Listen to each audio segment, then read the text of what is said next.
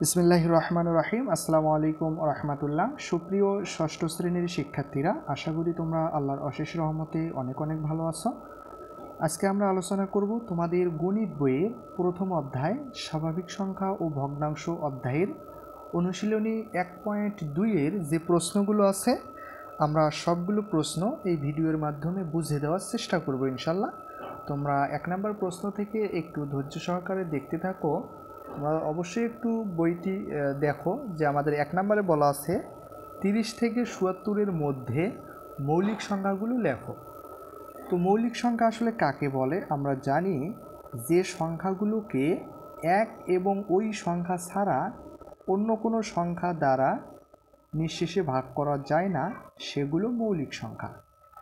আশা করি তোমরা এগুলো অবশ্যই জানো। তাহলে 30 থেকে 77-এর মধ্যে মৌলিক সংখ্যাগুলো হলো 31, 37, 41, 43, 47, 53, 59, 61, 67। ঠিক আছে। এরপর 2 নম্বরে বলা আছে যে সহমৌলিক জোড়া নির্ণয় করো।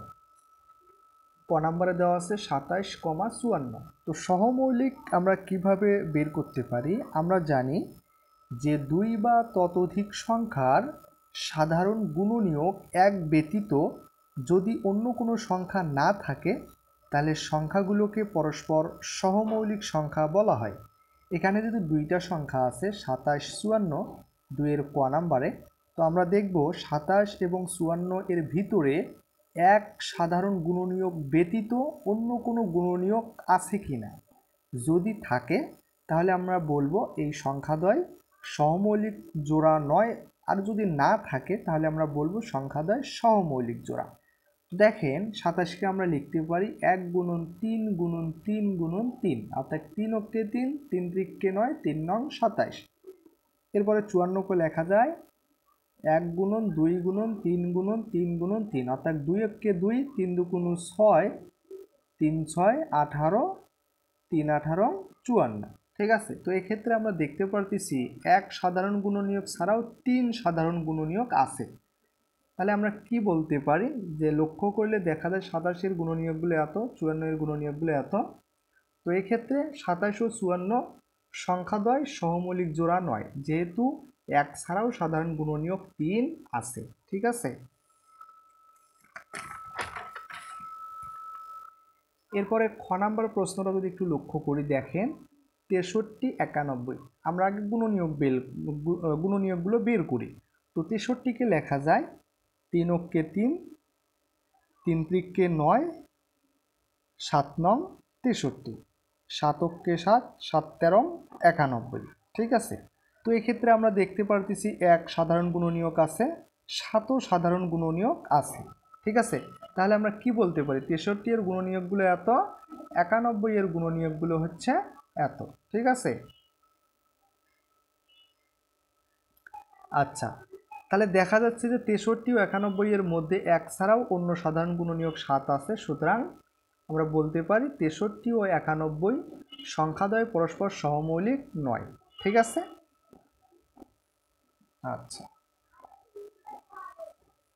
এরপরে গ নাম্বার প্রশ্নটা যদি আমরা একটু লক্ষ্য করি, দেখেন 189 আর হচ্ছে 210। তো এখানে 189-কে আমরা মৌলিক গুণনীয়কে যদি বিশ্লেষণ করি এগুলো পাই, 210-কে মৌলিক গুণনীয়কে বিশ্লেষণ করলে এগুলো পাই।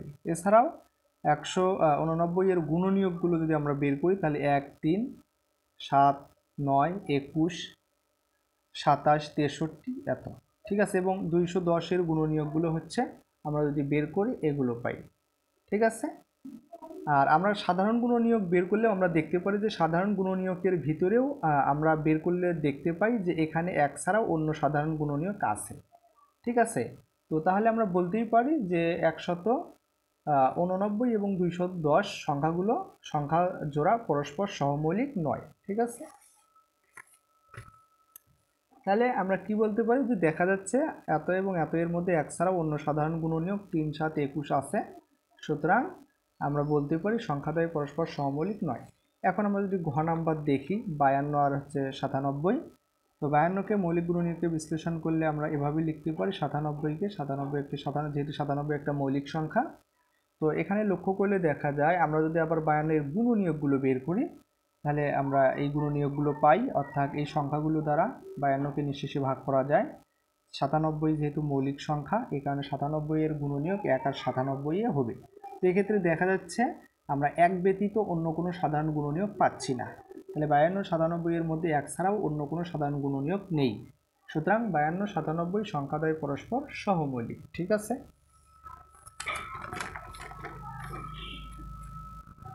এরপরে 3 নম্বর প্রশ্নগুলো যদি একটু লক্ষ্য করি, এখানে কি বলা আছে যে নিচের কোন সংখ্যাগুলো নির্দেশিত সংখ্যা দিয়ে নিঃশেষে বিভাজ্য। তাহলে এখানে বলা আছে 3 দিয়ে। এই সংখ্যাগুলো কি বিভাজ্য? সবগুলো সংখ্যা কি 3 দিয়ে বিভাজ্য? এখানে 545, 6774, 8535 তিনটা সংখ্যা দেওয়া আছে। তো 3 দিয়ে বিভাজ্য সংখ্যার ক্ষেত্রে আমরা কি জানি যে কোনো সংখ্যার অঙ্কগুলোর যোগফল যদি 3 দ্বারা বিভাজ্য হয় তাহলে প্রদত্ত সংখ্যাটিও 3 দ্বারা বিভাজ্য হয়। যেমন 545 সংখ্যাটির অঙ্কগুলোর যোগফল হচ্ছে 5 যোগ 4 যোগ 5, 5 পরে 10 আর 4 14। 14 কিন্তু 3 দ্বারা বিভাজ্য নয়, তার কারণে আমরা বলতে পারি যে 545 সংখ্যাটিও 3 দ্বারা বিভাজ্য হবে না। ঠিক আছে, এত সংখ্যাটি 3 দ্বারা নিঃশেষে বিভাজ্য নয়। এরপরে দেখেন 6774 যে সংখ্যাটা, আমরা যদি অঙ্কগুলো যোগ করি তাহলে 24কে আমরা লিখতে পারি 3 আষ্টে 24, অর্থাৎ 24 হচ্ছে 3 দ্বারা বিভাজ্য। তার কারণে আমরা বলতে পারি 6774 সংখ্যাটি 3 দ্বারা নিঃশেষে বিভাজ্য। এরপর হচ্ছে 8535 সংখ্যাটির অঙ্কগুলোর যোগফল যদি আমরা দেখি 8 যোগ 5 যোগ 3 যোগ 5, তো যোগ করলে হয় 21। তো 21 যেহেতু 3 দ্বারা বিভাজ্য, তার কারণে আমরা বলতে পারি 8535 সংখ্যাটি 3 দ্বারা নিঃশেষে বিভাজ্য। ঠিক আছে। এরপরে খ নাম্বার প্রশ্ন কি বলা আছে যে 4 দিয়ে বিভাজ্য এই সংখ্যাগুলো কি 4 দ্বারা বিভাজ্য, কোনটা 4 দ্বারা এবং বিভাজ্য এবং কোনটা নয় সেটা আমরা দেখব। তো আমরা জানি যে কোনো সংখ্যার একক ও দশক উভয় স্থানের অঙ্ক যদি শূন্য হয় তাহলে সংখ্যা 4 দ্বারা বিভাজ্য হয়, অথবা একক ও দশক স্থানের অঙ্কদ্বয় দ্বারা গঠিত সংখ্যা যদি 4 দ্বারা বিভাজ্য হয় সেক্ষেত্রে পুরো সংখ্যাটা 4 দ্বারা বিভাজ্য হবে। যেমন 8542। তো এক্ষেত্রে আমরা দেখতে পারতেছি একক এবং দশক স্থানের অঙ্কদ্বয় দ্বারা গঠিত সংখ্যা হচ্ছে 42। 42 কি 4 দ্বারা বিভাজ্য? এখানে 42 4 দ্বারা বিভাজ্য কিন্তু নয়। তার কারণে আমরা যেহেতু এখানে আবার হচ্ছে একক ও দশক স্থানের অঙ্কদ্বয় শূন্যও নয় এবং একক ও দশক স্থানের অঙ্কদ্বয় দ্বারা গঠিত সংখ্যা 4 দ্বারা বিভাজ্যও নয়, তার কারণে আমরা বলতে পারি 8542 সংখ্যাটি 4 দ্বারা বিভাজ্য নয়। এরপর হচ্ছে 2184। আমরা যদি একক ও দশক স্থানের অঙ্কদ্বয় শূন্য নয়, তার কারণে আমরা বলতে পারি সংখ্যাটা 4 দ্বারা বিভাজ্য নয়। এবং 84 সংখ্যাটা একক এবং দশক স্থানের অঙ্কদ্বয় দ্বারা গঠিত সংখ্যা কিন্তু 84 হয়। 84 সংখ্যাটা কিন্তু 4 দ্বারা বিভাজ্য। ঠিক আছে, এই কারণে আমরা বলতে পারি 2184 সংখ্যাটি 4 দ্বারা বিভাজ্য হবে। এরপরে আমরা হচ্ছে সর্বশেষ 5274 যে সংখ্যাটা আছে, এখানে দেখা যাচ্ছে একক এবং দশক স্থানের অঙ্কদ্বয় শূন্য নয়, এ কারণে প্রথম সত্যটা গেল। এখন দ্বিতীয় সত্য দেখব, একক এবং দশক স্থানের অঙ্কদ্বয় দ্বারা গঠিত সংখ্যা 74 কিন্তু 4 দ্বারা বিভাজ্য নয়। 74 সংখ্যাটি 4 দ্বারা বিভাজ্য নয়, অর্থাৎ আমরা বলতে পারি 5274 সংখ্যাটি 4 দ্বারা বিভাজ্য নয়। তাহলে 4 দ্বারা নিঃশেষে বিভাজ্য সংখ্যা আমরা একটাই পাইছি, সেটা হচ্ছে 2184।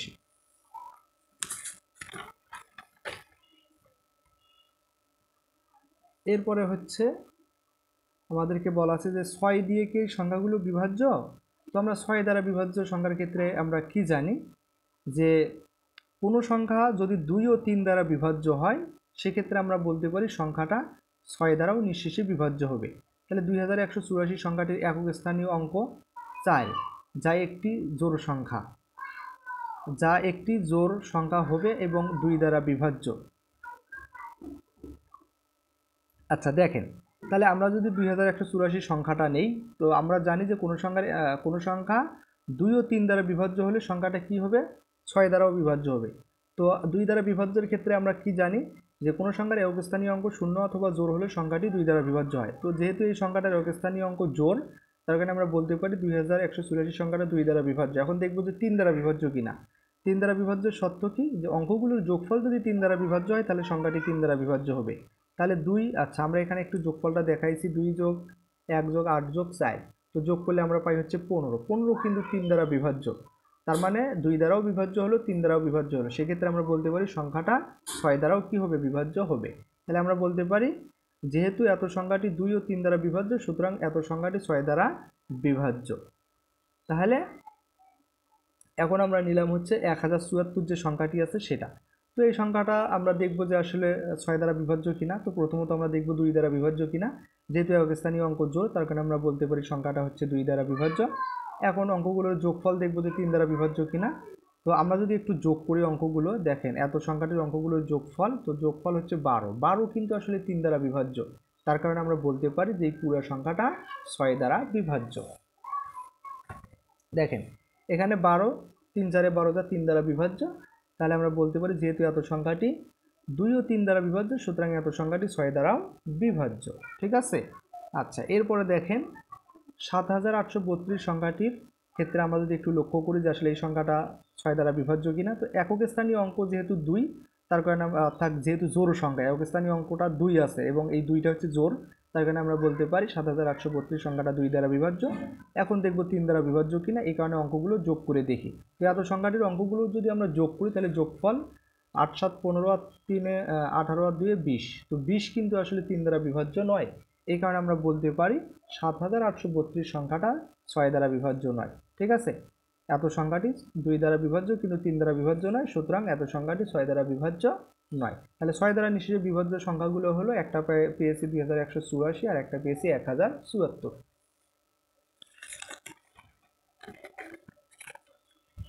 আচ্ছা, এখন হচ্ছে ঘ নাম্বার প্রশ্নটা। এখানে বলা আছে যে 9 দিয়ে এই সংখ্যাগুলো বিভাজ্য কিনা। ঠিক আছে, এখানে 9 দিয়ে এখানে 3টা সংখ্যা দেওয়া আছে, সংখ্যাগুলো বিভাজ্য কিনা। তো 9 দ্বারা বিভাজ্য হওয়ার ক্ষেত্রে আমরা কি জানি যে কোনো সংখ্যার অঙ্কগুলোর যোগফল যদি 9 দ্বারা বিভাজ্য হয়, তাহলে প্রদত্ত সংখ্যাটিও 9 দ্বারা বিভাজ্য হবে। তাহলে 5075 সংখ্যাটির অঙ্কগুলোর যোগফল 5 যোগ 0 যোগ 7 যোগ 5 যোগ করলে হয় 17।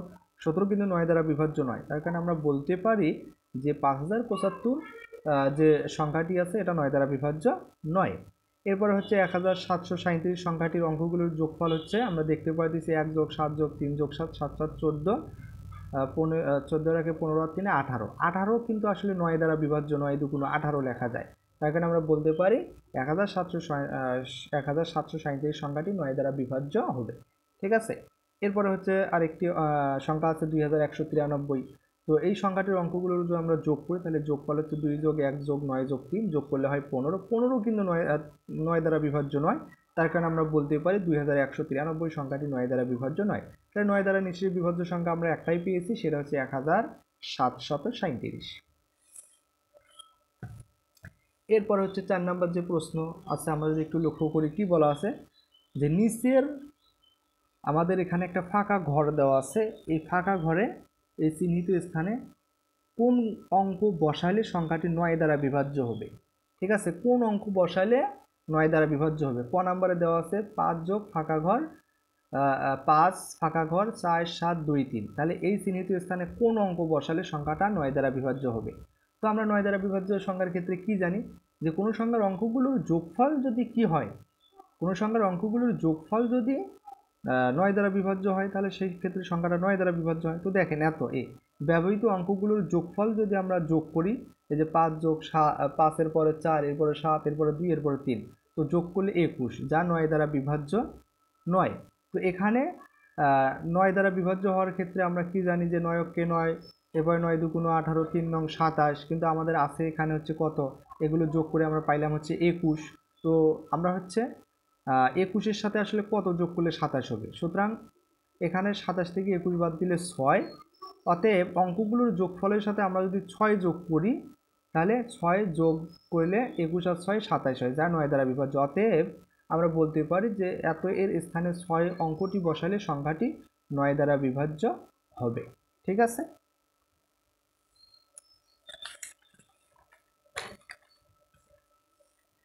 এরপরে খ নাম্বার প্রশ্নটা দেখেন, এই সংখ্যাটা এই ঘরে কোন অঙ্কটা বসালে 9 দ্বারা বিভাজ্য হবে। তাহলে এত ব্যবহৃত অঙ্কগুলোর যোগফল আমরা যদি যোগ করে দেখি 22 কিন্তু আসলে 9 দ্বারা বিভাজ্য নয়। তার মানে 9 দ্বারা বিভাজ্য সংখ্যা আমরা জানি 18-র পরে হচ্ছে 27। তার মানে যেহেতু যোগ করতে হবে, সামনের দিকে যাইতে হবে, অর্থাৎ 27 সংখ্যাটা আমরা জানি 9 দ্বারা বিভাজ্য। যেমন 9 কে 9, 9 দুগুণ 18, 3 নং 27। তো আমাদের আছে হলো 22। তাহলে 22-এর পরে 9 দ্বারা বিভাজ্য পরবর্তী সংখ্যা হচ্ছে 27। এখন 27 থেকে 22 বাদ দিলে 5। তার মানে আমরা যদি এই যে ফাঁকা ঘর, এই ঘরের ভিতরে যদি 5 অঙ্কটা বসাই, তাহলে আমাদের সংখ্যাটা কি হবে, 9 দ্বারা বিভাজ্য। অতএব অঙ্কগুলো যোগফলের সাথে 5 যোগ করলে হয় হচ্ছে 27 যা 9 দ্বারা বিভাজ্য। অতএব এত এর স্থলে 5 অঙ্কটি বসালে সংখ্যাটি 9 দ্বারা বিভাজ্য হবে। আশা করি তোমরা বুঝতে পারতেছ। এরপরে হচ্ছে গ নাম্বার যে প্রশ্নটা, একটু লক্ষ্য করো। তো আমরা এখানে কোন অঙ্কটা বসালে পুরো সংখ্যাটা 9 দ্বারা বিভাজ্য হবে আমরা আগে দেখি। এই যে 4, 1, 5, 7, 8 এগুলো যোগ করে দেখি কত হয়। তো যোগ করলে হয় 25, যা 9 দ্বারা বিভাজ্য নয়। তো 9 দ্বারা বিভাজ্য হচ্ছে 25-এর পরবর্তী 9 দ্বারা বিভাজ্য, অর্থাৎ 9 দ্বারা বিভাজ্য একটা আছে 9, একটা হচ্ছে 18, একটা হচ্ছে 27। তো যেহেতু এটা 25 অর্থাৎ 18-র পরে চলে গেছে, তো তাহলে কত যোগ, যেহেতু যোগ করতে হবে তার মানে 25-এর পরবর্তী সংখ্যাটা লাগবে 9 দ্বারা বিভাজ্য। তার মানে আমরা যদি 25-এর সাথে 2 যোগ করি তাহলে কিন্তু কি হবে, 27 হবে, যা 9 দ্বারা বিভাজ্য হবে। তো সেক্ষেত্রে আমরা বলতে পারি ফাঁকা ঘরের ভিতরে 2 বসাইতে হবে। অতএব অঙ্কগুলোর যোগফলের সাথে 2 যোগ করলে হয় 27, যা 9 দ্বারা বিভাজ্য। অতএব ফাঁকা ঘর এর স্থলে 2 অঙ্কটি বসালে সংখ্যাটি 9 দ্বারা বিভাজ্য হবে। ঠিক আছে। এরপর হচ্ছে ঘ নাম্বার যে প্রশ্নটা দেখেন, 5742। তো এত এ ব্যবহৃত অঙ্কগুলোর যোগফল আমরা দেখতে পাচ্ছি 18, যা 9 দ্বারা বিভাজ্য। যেহেতু এই অঙ্কগুলো যোগ করে দেখা যাচ্ছে 9 দ্বারা বিভাজ্য, তার মানে ফাঁকা ঘরের ভিতরে আমরা শূন্য বসাইতে পারি। ঠিক আছে, অর্থাৎ এই 18-র সাথে শূন্য যোগ করলে কিন্তু আসলে 18ই হবে, তার মানে পুরো সংখ্যাটা তখন 9 দ্বারা বিভাজ্য হবে। তাহলে দেখেন, অতএব এত ফাঁকা ঘরের স্থলে শূন্য বসালে সংখ্যাটি 9 দ্বারা বিভাজ্য হবে। আবার 9 কে 9, 9 2 18, 3 9 27। সুতরাং 18 এর পর 9 দ্বারা বিভাজ্য পরবর্তী সংখ্যা হচ্ছে 27। তো এখন 27 থেকে 18 বাদ দিলে 9, সুতরাং অঙ্কগুলোর যোগফলের সাথে 9 যোগ করলে 27, যা 9 দ্বারা বিভাজ্য। অতএব এত এর স্থলে 0 অথবা 9 অঙ্ক দুইটির যে কোনোটি বসালে সংখ্যাটি 9 দ্বারা বিভাজ্য হবে। ঠিক আছে, আমরা 0 বসাইতে পারি, 9ও বসাইতে পারি। আশা করি তোমরা বুঝতে পেরেছো। এরপর হচ্ছে 5 নম্বর প্রশ্ন, কি বলছে যে 5 অঙ্কের ক্ষুদ্রতম সংখ্যা নির্ণয় করো যা 3 দ্বারা বিভাজ্য। তাহলে 5 অঙ্কের ক্ষুদ্রতম সংখ্যা নির্ণয় করতে হবে যা 3 দ্বারা বিভাজ্য। তো দেখেন, আমরা 5 অঙ্কের ক্ষুদ্রতম সংখ্যা কি জানি, যে 1-এর পরে যদি আমরা 4টা শূন্য বসাই দেই তাহলে কিন্তু 5 অঙ্কের ক্ষুদ্রতম সংখ্যা হয়। অর্থাৎ অঙ্কগুলোর ভিতরে আমরা সবচাইতে যে অঙ্কটা ছোট সেটা আমরা 5 বার নিলেই আমাদের কি হয়ে যাবে, ক্ষুদ্রতম অঙ্ক হবে। কিন্তু আমরা অঙ্কগুলোর ভিতরে সবচাইতে শূন্য, এটা হচ্ছে ক্ষুদ্রতম, কিন্তু আমরা যদি 5টা শূন্য পরপরও যদি বসাই তাহলে সেটা কিন্তু আসলে কোনো অর্থ প্রকাশ করে না। তো এই কারণে শূন্যের চাইতে একটু বড় কি 1। তো আমরা প্রথম অঙ্কটা যদি 1 বসাই, পরে যদি 4টা শূন্য বসাই, সেই ক্ষেত্রে অঙ্কটা আমাদের 5 অঙ্কের ক্ষুদ্রতম সংখ্যা হয়। যেমন 1-এর পরে 4টা শূন্য সংখ্যাটির অঙ্কগুলোর যোগফল। এখন দেখেন, যোগ করলে আমরা পাই হচ্ছে 1, যা 3 দ্বারা কিন্তু বিভাজ্য নয়। তাহলে 3 দ্বারা বিভাজ্য হওয়ার ক্ষেত্রে কি হতে হবে, অঙ্কগুলোর যোগফল আমাদের 3 হতে হবে, কিন্তু এখানে হচ্ছে 1। তো এই ক্ষেত্রে আমরা হচ্ছে 3 দ্বারা বিভাজ্য ক্ষুদ্রতম সংখ্যা হচ্ছে 3। তো এখন 3 থেকে 1 বাদ দিলে 2। অতএব অঙ্কগুলোর যোগফলের সাথে যদি আমরা কি করি, 2 যোগ করা হয়, তাহলে 1 আর 2 3, যা 3 দ্বারা বিভাজ্য। অতএব 3 দ্বারা বিভাজ্য 5 অঙ্কের ক্ষুদ্রতম সংখ্যাটি হবে কি, এটার সাথে যদি 2 যোগ করি, অর্থাৎ আমরা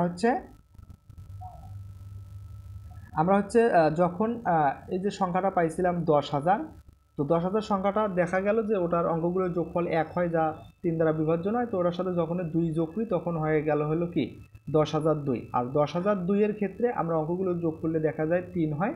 তো আমরা জানি কোনো সংখ্যার অঙ্কগুলোর যোগফল 3 দ্বারা বিভাজ্য হলে পুরো সংখ্যাটি 3 দ্বারা বিভাজ্য হয়, সেক্ষেত্রে 10,002 সংখ্যাটা 3 দ্বারা বিভাজ্য। ঠিক আছে। এরপরে হচ্ছে কি বলছে যে 7 অঙ্কের বৃহত্তম সংখ্যা নির্ণয় করো যা 6 দ্বারা বিভাজ্য। তাহলে 7 অঙ্কের বৃহত্তম সংখ্যা নির্ণয় করতে হবে যা 6 দ্বারা বিভাজ্য। তো দেখেন, 7 অঙ্কের বৃহত্তম সংখ্যার ক্ষেত্রে কি হবে, আমরা জানি অঙ্কগুলোর ভিতরে সবচাইতে বড় অঙ্ক 9। তো 7টা 9 পাশাপাশি বসাইলেই কিন্তু আমাদের 7 অঙ্কের কি হয়ে যাবে, বৃহত্তম সংখ্যা হয়ে যাবে। তো দেখেন, আমরা এখানে 7টা 9 বসাইছি, 1 2 3 4 5 6 7। তো তাহলে সংখ্যাটা কত হয়, একক দশক শতক হাজার অযুত লক্ষ নিযুত, তাহলে 99,99,999। ঠিক আছে, তাহলে এত সংখ্যাটির অঙ্কগুলোর যোগফল আসলে কত হয়, অঙ্কগুলোর যোগফল হচ্ছে 63। তো 63 কি আসলে আমাদেরকে বলছে নির্ণয় করো যা 6 দ্বারা বিভাজ্য হতে হবে। তো আমরা এখানে দেখতে পারতেছি যে অঙ্কগুলোর শেষে আছে আমাদের কত, 9। তো আমরা জানি কোনো একটা সংখ্যা 6 দ্বারা বিভাজ্য হওয়ার ক্ষেত্রে সেটা 2 দ্বারাও বিভাজ্য হতে হয়, 3 দ্বারাও বিভাজ্য হতে হয়। তো এক্ষেত্রে যেহেতু একক স্থানীয় অঙ্ক 9, যা জোড় সংখ্যা 9, এখানে আমরা বলতে পারি এই সংখ্যাটা 2 দ্বারা বিভাজ্য নয়। ঠিক আছে, তো আমাদেরকে আগে 2 দ্বারা বিভাজ্য হতে হবে এবং একই সাথে 3 দ্বারাও বিভাজ্য হতে হবে। আবার 3 দ্বারা বিভাজ্য হওয়ার ক্ষেত্রে কি হতে হবে, অঙ্কগুলোর যোগফল 3 দ্বারা বিভাজ্য হতে হবে। তো আমরা একটু দেখি, তো এখানে অঙ্কগুলো যোগ করলে আমরা পাই হচ্ছে 63, 63 3 একুশে 63, যা 3 দ্বারা বিভাজ্য, অর্থাৎ এই অঙ্কগুলোর যোগফল হচ্ছে 3 দ্বারা বিভাজ্য, তার কারণে পুরো সংখ্যাটা 3 দ্বারা বিভাজ্য হচ্ছে।